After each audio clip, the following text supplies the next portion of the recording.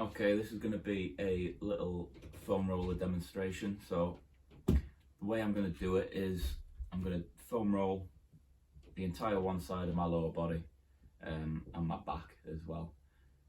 So you can follow along, pause it if you need to, if you want to do both legs at a time, so alternating between muscles, or you can do it all one side, restart the video, all the other side. Just a bit of a guide so that you're getting the most out of it and you're not just kind of trying to figure it out for yourself. So starting at the bottom of the body, so we're going to start on the calf. So for the majority of the muscle groups, the way we're going to work it, we're going to roll slowly in 10 passes, and we're going to break the muscle up into 3 parts. So the furthest part from your body, from the centre of mass, the middle part, and then the upper part closest to the next joint up, and then we'll do the full length of the muscle as well. So starting right at the heel, the way it works with foam rolling, I'm sure you know, is you kind of control how much weight you put on through the movement. So as I'm here, that's fairly easy, fairly light. If I want to go harder, I could put the free leg on to kind of like up the weight. If it's too hard, I can put my hips on the floor and sit down and just take the weight off like that. As you're rolling, you're doing your 10 passes, I want you to change the angle of your leg. So slowly rotate side to side, so that way you're getting more, getting the full belly of the muscle. And then I'm going to move up to about the halfway point, and it's just 10 slow passes again. Again, this is quite light, so I'm just going to put more weight on.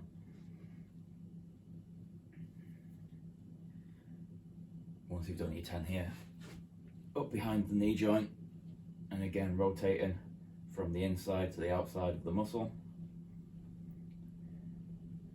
You might find bits that are a bit sensitive, so I've got a little knot there, so while I'm there I'm just going to put more weight on the point, and I'm going to keep the joint keep the roller still, and I'm going to work it with my foot there. So I'm pointing my toes and then bringing them up, and that's just making the muscle flex, tense and contract and relax, while the roller's digging into that tender spot. Okay, and once you've done your 10, top side, go full length of the muscle just to kind of finish it off.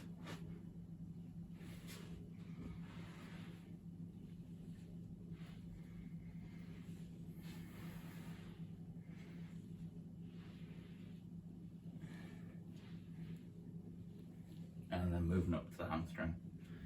Okay, so same again, starting behind the knee and just break it up.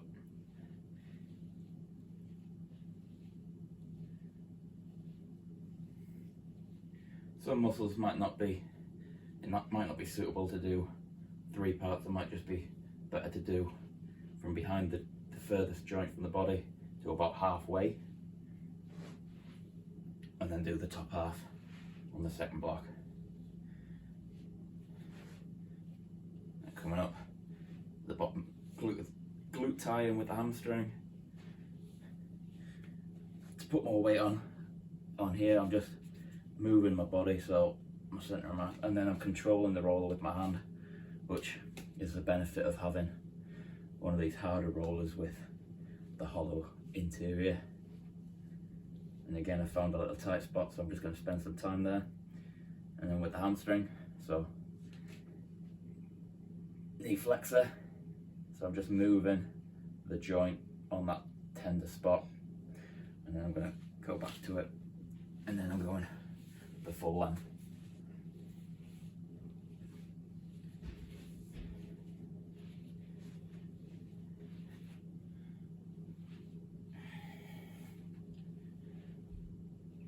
And I found another tender spot there actually, so I'll put more weight on, and I'm just going side to side. Obviously you'll have these knots in different positions, so it's just on you when you find a bit that is really tight to just kind of dig in there, kind of experiment a bit, see how you can get it to release that a little bit. Okay, from the hamstring, we're going to go to the adductor and your groin. So the adductor and hamstring are linked. They're both kind of hip extensors, so they extend your hips coming forward. So they do kind of relate to each other, and there's a lot of crossover. They do kind of the same role. So for the adductor, gonna lie on your front, knee out to one side, okay. And again, you're starting with that half there, from knee to mid thigh. Don't know if you can see that, but to put more pressure on, I'm just taking that free side off the floor, okay. Obviously I can press on the leg itself if I want to. And I'm going to do the top half, so I'm getting right up into the groin.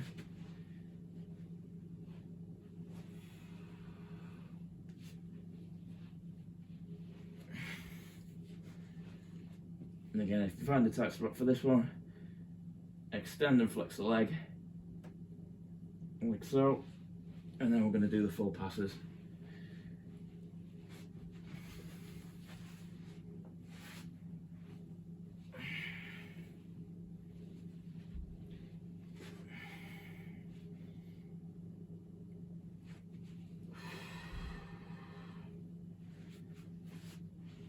Okay, again working around the thigh, going to the quad now. So starting, see that there, starting at the knee, coming down to halfway, or up to halfway.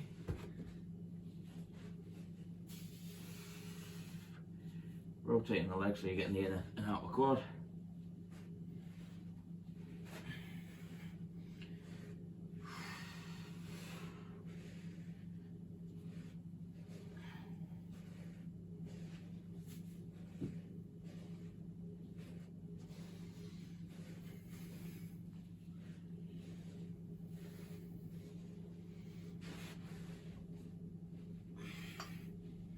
And then the upper section. I'm saying 10 passes as a loose guide, okay, think of that as a minimum, but you can really spend up to a minute doing each section if you so wish, if you feel like you're getting the benefit out of it. So you're going right up into that hip flexor and back down the quad.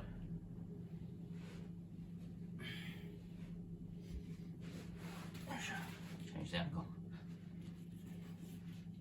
Some full passes. So for this one, you could have your foot out standing just to give you a bit more support, or go out to the side.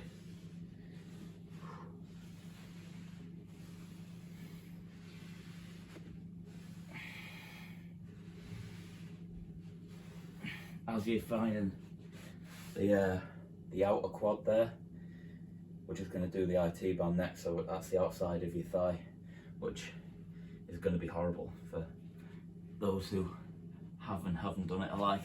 So it's not very comfortable. So you will want your free leg taking a lot of the weight here. And for this one, even though it is uncomfortable, you don't need to absolutely hammer it, okay? You'll find some people recommending this as a source of knee pain, particularly people from like a running background or an amateur running background.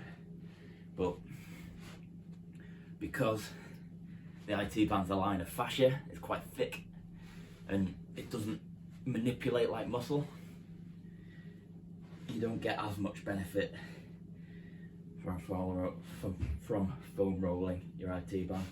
So we're just going to work from the outside of the knee to the outside of the hip in one fell swoop.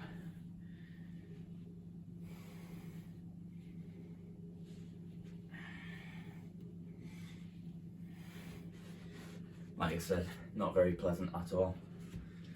Next one, going to hit the glute. So working the left glute here. So I'm going to cross my left leg over my right. Probably not the most glamorous angle. Cross my left leg over my right. I'm going to angle my body so I'm just getting in that glute with the foam roller. So the glute's not ideal. The foam roller is not ideal for the glute because it tends to be too broader surface, too wide a surface area to really dig in. So I'll show you an alternative once we're finished with the foam roller.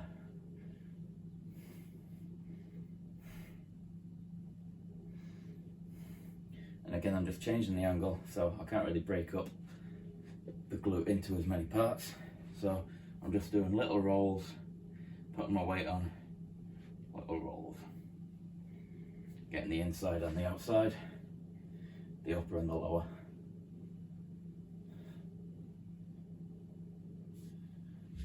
And then I'm going to do the lower back. So just this bottom half, this section of the back. So I'll show you a little angle first.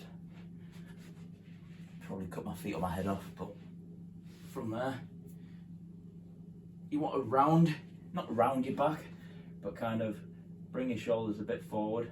So you don't want to be trying to do like a really hard arch as you're doing this.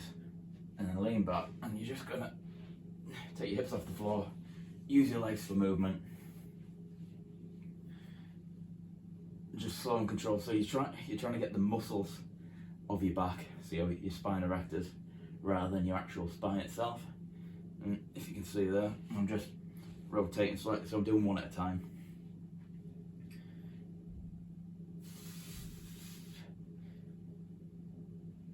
And then this flows nicely into the upper back. So for the upper back, hands across your chest, or hands on your shoulders. So you're separating your shoulder blades, so you're exposing the muscles there.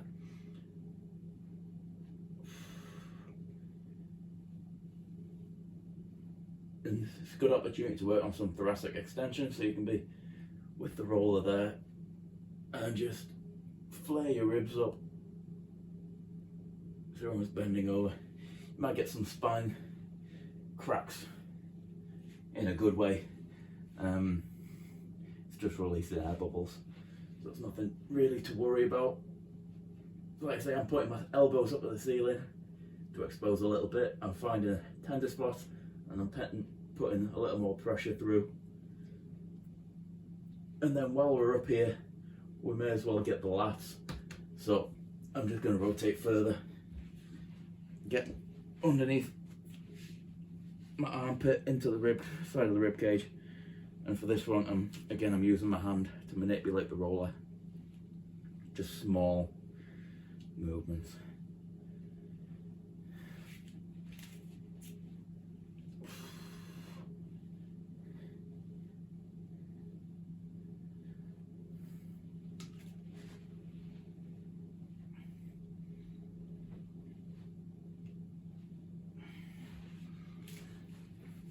Okay, that'll do for the foam roller. So, like I mentioned about the glute, I've got a lacrosse ball here, so you could use a cricket ball, a baseball, a golf ball. Some people use a tennis ball. I find they're a bit soft. If you get a new unused tennis ball, that might be dense enough to kind of get some benefit out of, but something with no give in it whatsoever is ideal. Okay, so for the glute, you're going to assume the same movement, same position, so the leg crossed over. But if you take your glute, imagine it's cut into quadrants. So 4, you've got outer, upper, outer, inner, lower, lower, outer. Okay, so we're going to target the upper outer, sorry. The upper outer quadrant, crossed over. I'm just going to find a spot, and then I'm going to put my weight on. So the smaller lacrosse ball means it's dug into a very specific spot, and for this one, just move little circles. You will find a spot that's very sore in your glutes, typically. Find your little circles, put your weight through it, grit your teeth and bear it, sort of thing.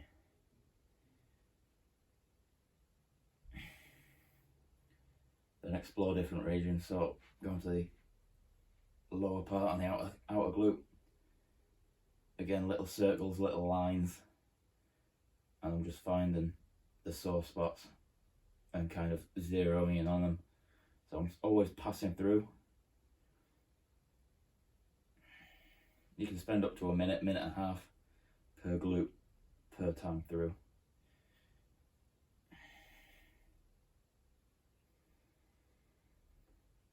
You might find a spot that almost feels hot when you're putting your pressure on it, which isn't a bad thing. It just means you're getting right deep into that tissue.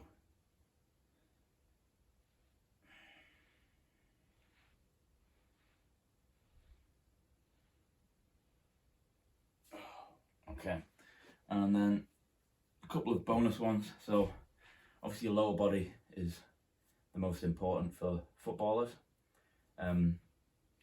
Your lower body starts at the foot. So taking this, again, the hard ball, I think this is going to cut my head off, but we'll just have to make do without seeing my face. And I'm putting my weight on the ball. I'm going to start on the heel and I'm passing over side to side. And I'm slowly working towards my toes. Once I get past the heel, I'm in the arches of the foot, I'm going backwards and forwards. You'll find you roll over the little tendons in your foot. Foot's one of the most complex parts of your body from an anatomy perspective. And it's obviously vital for everything like running, jumping, kicking a ball, walking, all of that stuff. I'm not really putting enough pressure on here. So the way I was taught is you want to be putting so much weight through your foot into the ball that you can't talk, you can't hold a conversation. Obviously that's not very good for a tutorial like this. But you want to be grimacing throughout almost, finding little spots, moving your toes, flexed and extended. Get to the ball with the knuckles of your toes, moving side to side again, moving around, finding those tight spots. Don't be afraid to work your toes as well. So strong toes is never going to be a bad thing. And you can spend 2 minutes per foot if you wish, because there's so much going on down there. You can spend a bit longer than you normally would on the rest of your body. And then the last one, just from like a postural point of view, so especially with lockdown, spending more time sat down at a computer, sat down on your phones, posture becomes a real issue. So if you think you're spending a lot of time in that like looking down or hunched over position, shoulders forward, so what happens there is the muscles on the backside of your body, like your trap and your rhomboids, your lats, they become stretched, loose, weak, which is why we do a lot of like horizontal and vertical pulling in the gym. So stuff like your rows and your pull-ups, it's strengthening the backside of your body there. But as they're getting weaker and looser, the front of your body, so your pecs and your anterior deltoid, they get tighter. So good combat for that is hard ball, lacrosse ball, golf ball into your pec. Okay, so you can do this against the wall. I'm going to show you against the floor. So lie face down, and you're just going to move side to side over the ball with that in your pec. The angle's probably not great. Move side to side. You can move your arm in like an upside down snow angel sort of pattern. When you find a tight spot, put more weight on. Little movements side to side, and you can do your press overhead. Go behind the back. You can rock and go all the way into the tie-in at the shoulder. So I'm sure you've seen anatomy men, the diagrams of anatomy. So the muscles in your chest generally go across, almost parallel to the floor, slightly angled, so they're going across there. So that's the way you want to work the ball. Okay, so it's coming sideways across there, okay, while you're moving that arm to target little different areas of the muscle. There you have it. Hopefully that gives you a bit more of an idea on how to foam roll, how to get the most out of it. In terms of frequency, timing, reps, I always just said 10 slow passes, through different sections of the muscle. So that gives you an idea. Got up to 30 to 60 minutes per muscle per side, 1 to 3 times, working through the whole body. So you could go left calf, right calf, left calf, right calf, left calf, right calf, if that's a particular area you want to try and loosen up. In terms of when to do it, you could do it before training. I wouldn't spend too much time on before training. I'd focus on one, 2 or 3 problem areas. So like if your hamstrings are really tight, you might want to hit your hamstrings a little bit, because what it does is you get a chemical release when you really get into those sore muscles that tends to relax the muscle, but it also relaxes you, which isn't always ideal before a game or training. It's good to do after training, so part of your cool down, you can spend a bit more time there. You can combine that with your breath work, so focusing on your nice deep nasal breathing into your diaphragm, big belly breaths. Or a really good time to do it before bed, so it's quite relaxing. Like I said, that you get chemical release while you do it, which does put you in a better frame of mind. Bonus is you're not on your phone as much. You could do it watching TV, I suppose, or watching a video, but you're not on your phone actively looking down. Obviously trying to limit screen time before bed, but that could be part of your nighttime routine. Have a little foam roll, doing your breath work, and slowly down regulating, so you're in a better state to go quickly to sleep. Any other questions or anything like that, get in touch with me. Thanks.